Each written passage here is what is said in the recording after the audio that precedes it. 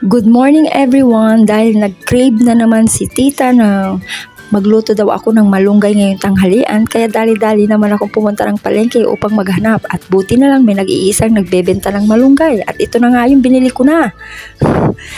Nagpainit na pala ako ng kawali at saka nilagay ko na yung karne kasi gusto ko yung lalabas yung sariling mantika niya, hindi ako naglalagay ng mantika.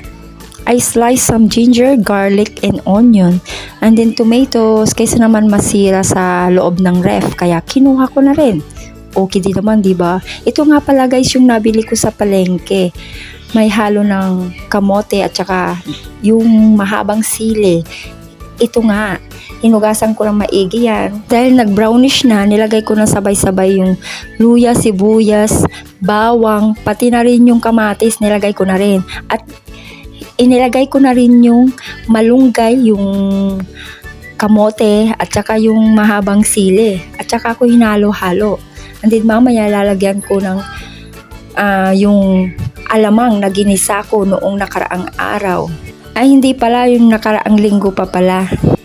Sabi nga nila, pagdating sa kusina, kanya-kanyang diskarte sa pagluluto. Kaya ganyan akong magluto. Ang ganyan ang diskarte ko. So, naglagay na pala ako ng alamang. Lagyan pa natin ng konting alamang. Dagdagan pa natin ng konti. At i-mix natin. Kasi yung alamang natin, nasa ref.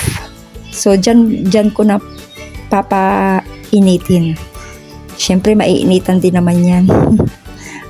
And then, hinalo-halo ko muna para yung alamang kumalat sa lasa ng malunggay.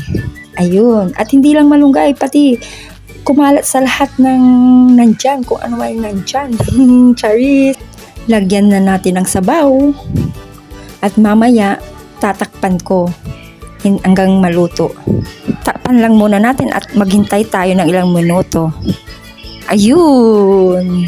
So, hintayin lang natin kumulo. At ito na nga yun, kumukulo na. Yung sili na rin nilagay ko sa ibabaw. At malapit na. Kunting halo lang muna. Ayun, amoy pa lang. Masarap na. Naaamoy ko na yung lasa ng alamang sa malunggay at kamote. At ito na nga yung pinakahihintay ko. Luto na. Ready na ang aming lunch ngayon.